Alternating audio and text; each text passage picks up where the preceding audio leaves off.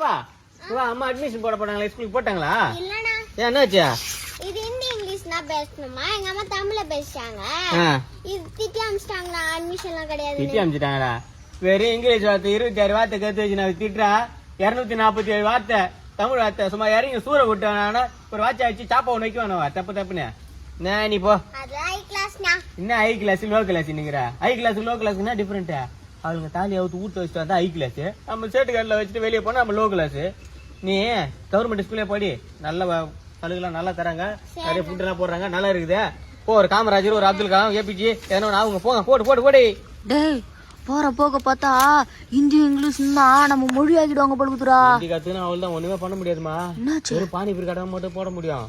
அதே தமிழ் கத்துனா வச்சியா டீ கடை வைக்கலாம், போட்டா பஜ்ஜி போடலாம், முருகு கடை போடலாம், சூப்பு போடலாம், சிக்கன் பக்கோடா போடலாம், நிறைய வேலை இருக்குது.